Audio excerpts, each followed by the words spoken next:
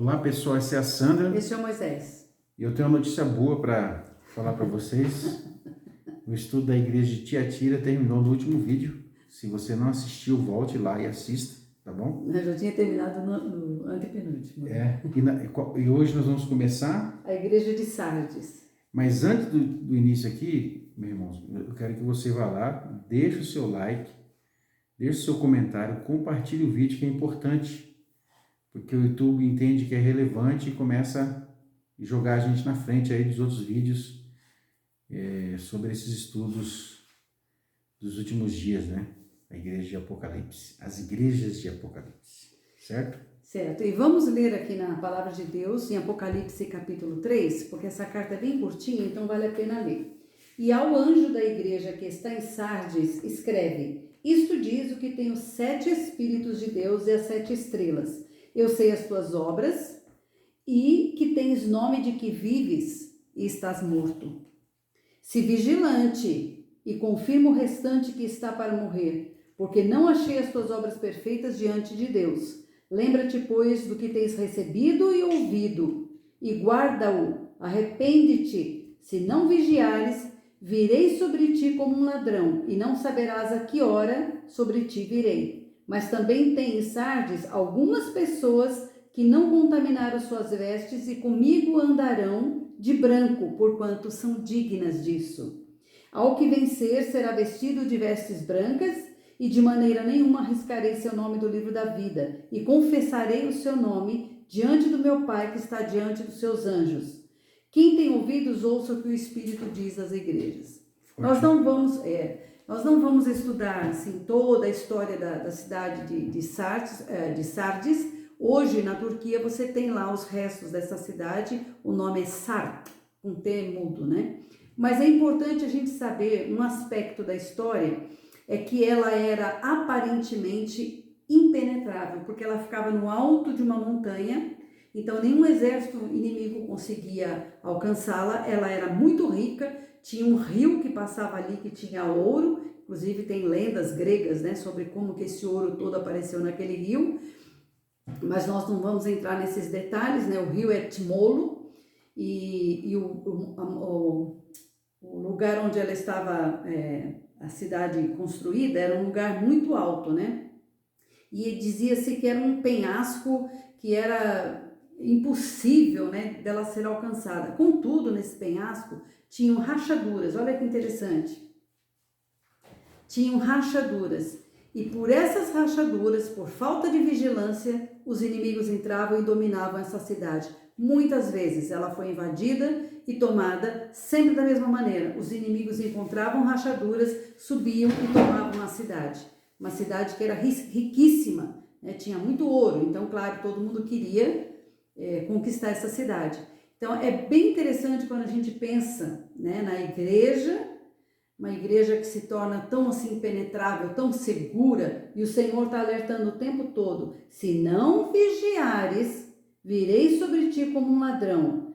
No verso 2 diz: se vigilante e confirma o restante que estava para morrer. Vigia, por quê? Eles não vigiavam e por essas rachaduras ou brechas que haviam no penhasco, os inimigos subiam. E dá até uma aplicação pessoal, né? Não, também, né? Nós também, é isso que nós temos que fazer na nossa vida. As brechas que a gente vai adiando, procrastinando, não vigiando, exatamente, né? Com o inimigo. Então, na verdade, ela era a cidade do fracasso, né? Porque aquela que era conhecida como impenetrável, na verdade, eles falavam assim, são promessas sem ação, porque tem a promessa de impenetrável, mas o inimigo entra. Tem uma aparência, mas sem realidade, né? Pretensões injustificadas, confidência falsa que anuncia ruína, né? Porque é tão lá no alto, tão bonita e tão segura, e tão facilmente o inimigo achava a brecha e subia e tomava a cidade, né? Então, eles foram traídos por eles próprios por falta de vigilância e diligência. Por isso que no verso 2 o Senhor fala: se vigilante e confirma o restante que estava para morrer, porque não achei as tuas obras perfeitas diante de Deus. E se não vigiares, virei sobre ti como um ladrão, e não saberás a que hora sobre ti virei. Eu acho muito interessante essa parte, porque é exatamente o termo que Jesus usa lá nos evangelhos para dizer que ele vem como um ladrão. uma hora que ninguém sabe, uma hora que ninguém espera. E ele está falando essa mesma palavra. Então, para mim é uma confirmação de que essa igreja, que é a igreja dos finais dos tempos, quando o Senhor vem mesmo como um ladrão, que ninguém sabe a hora, ninguém sabe o momento, tá certo? O significado do nome tem várias possibilidades, né? Sobras, os que escapam e gema preciosa, né? Porque eles acham que talvez sardônio vem de Sardes, né? E essa igreja não tem nenhum elogio. Meu Deus. E a preocupação que o Senhor tem é: conheço as tuas obras. Em todas as igrejas Jesus fala isso: conheço as tuas obras. E que tens nome de que vives, mas estás morto. Isso é assustador. Tem nome, tem aparência, né? A aparência de que é impenetrável. Então, Jesus está dizendo aqui: tem nome de que vives, mas estás morto. Isso é uma coisa importante, Sandra. Para esse tempo a gente vê muitos líderes, a gente olha assim e parece que eles são impenetráveis, são firmes. E muitos estão envergonhando o evangelho, caindo mesmo. E eu quero aproveitar esse momento para que você olhe para Jesus.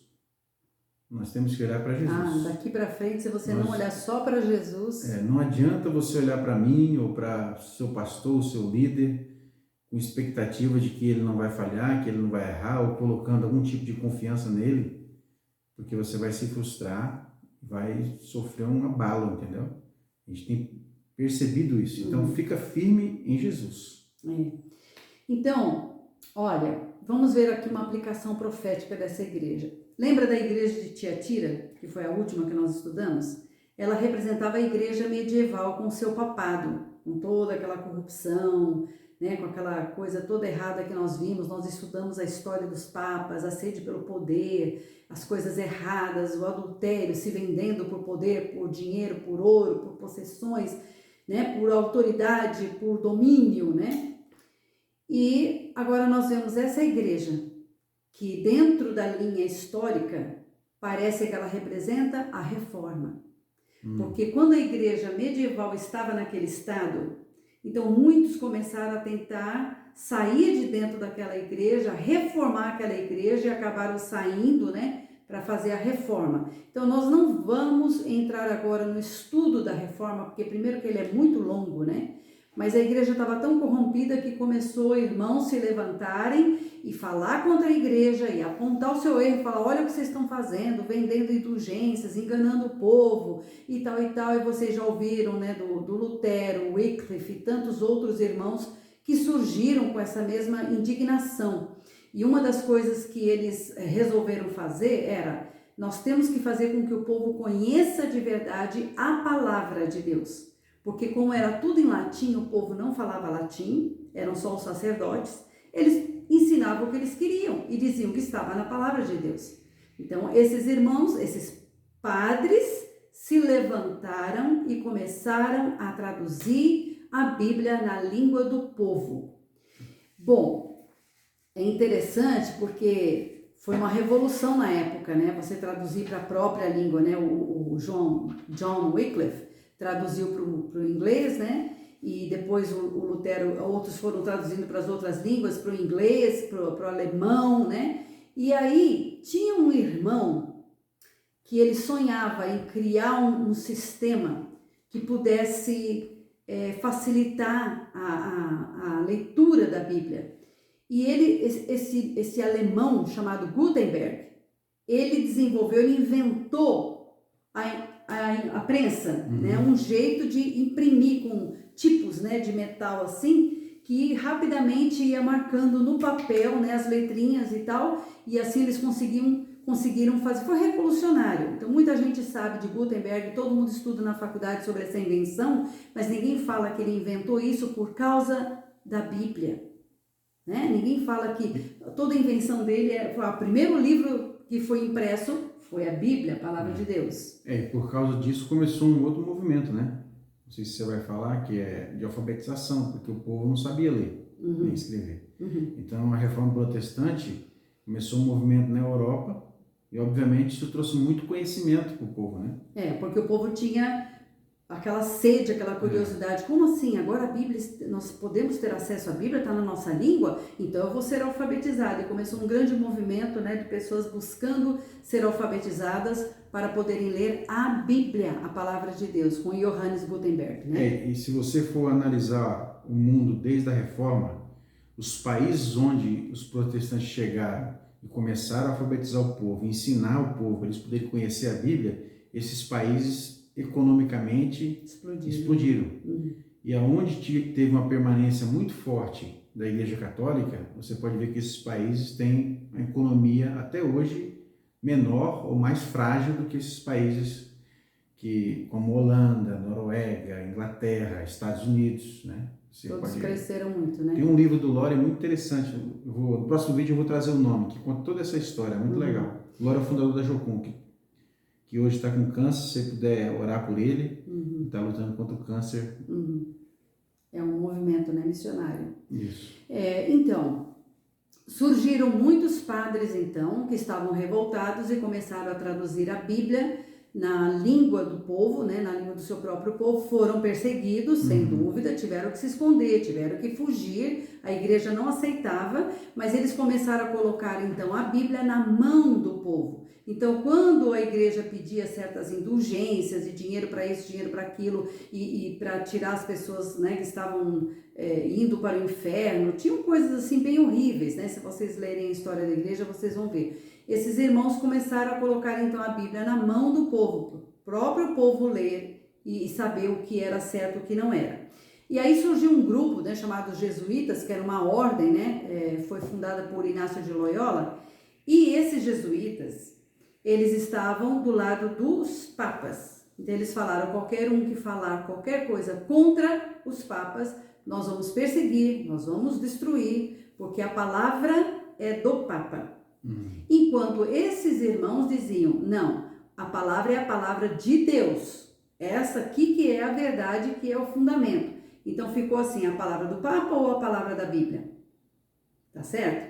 E aí esse grupo aqui foi chamado de protestante, porque eles protestavam contra o que a igreja então, a igreja de então, né? A igreja, o que ela ensinava para os irmãos e como ela estava vivendo e as práticas erradas que ela tinha, tá certo? Agora, nós temos então dois grupos. Esse grupo, que a autoridade máxima era o Papa, e esse grupo que a autoridade máxima era a palavra de Deus.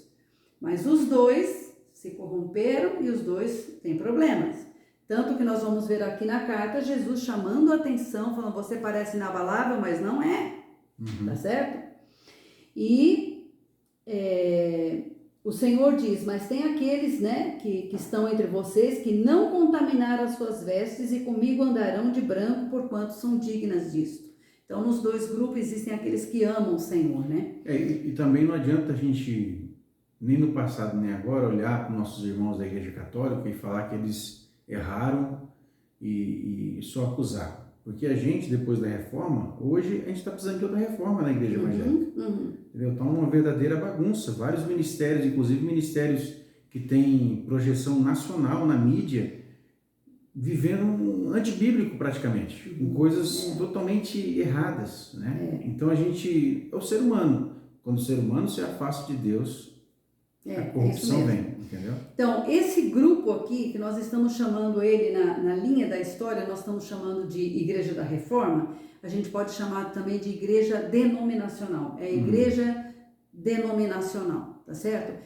Porque esses irmãos todos que se levantaram, né, contra as heresias, contra as práticas erradas, cada um deles que se levantou e que traduziu a Bíblia, eles começaram a ter grupos que seguiam a eles. Então, o Peter Waldo era os Waldensianos, o John Wycliffe era os Lollards que seguiam ele, o Ian Hus era os Hussitas, Martinho Lutero, os Luteranos. Então, foi assim que começou a surgir aqui neste grupo as denominações, Anabatista, Anglicanismo, Menonitas, Calvinismo, Reforma da Igreja Alemã, Reforma da Igreja Húngara, Calvinistas franceses, os Huguenotes, os presbiterianos escoceses, congregacionistas, batistas, quáqueres, Amish, metodistas, Irmãos Unidos em Cristo, Adventismo, Exército da Salvação, Assembleia de Deus, todos esses movimentos e denominações surgiram aqui dentro. E aqui dentro não tem problema? Aqui dentro não tem heresia? Tem. Por isso o Senhor está dizendo, vigia. Você pensa que está vivo, mas está morto. Cuidado. São as igrejas denominacionais. Elas se identificam muito, né, com essa igreja aqui. E nesses dois grupos, então, que ficaram, com esse aqui tendo tanta, né, diversidade também, o Senhor está exortando e dizendo, vigia, porque senão virei sobre ti como um ladrão. Exatamente como Jesus falou lá nos evangelhos, virei sobre ti como um ladrão. Ao que vencer será vestido de vestes brancas e de nenhuma maneira riscarei o seu nome do livro da vida e confessarei o seu nome diante do meu Pai e diante dos seus anjos. Quem tem ouvidos, ouça o que o Espírito diz às igrejas. Então não lute por denominação, lute por Jesus Cristo nosso Senhor. Leia e estude a palavra de Deus e viva conforme a tua motivação, teu coração, fazendo melhor, porque quando nós estivermos diante do Senhor, eu vou dizer uma coisa para vocês.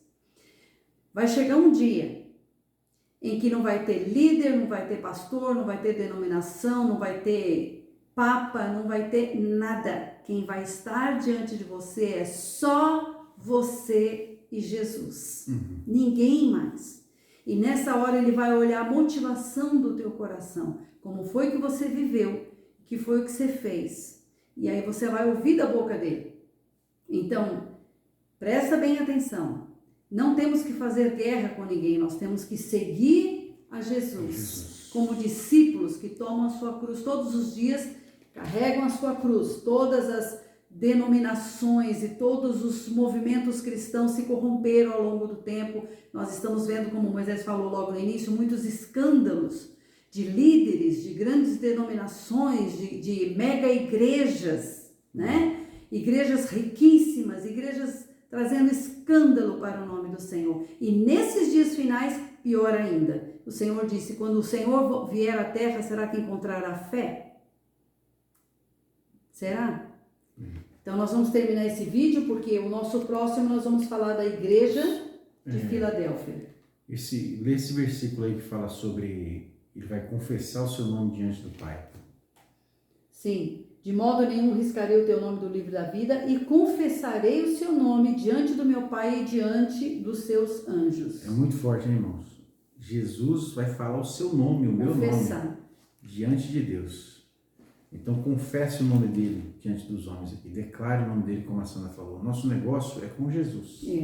É com Jesus. Fica firme, porque os dias que estão para vir são dias de abalar a fé de qualquer pessoa. Então fique firme com Jesus. Não se apegue a denominações, a nada. A Jesus somente. Deus abençoe. Deixe seu like, compartilhe esse vídeo e até o próximo.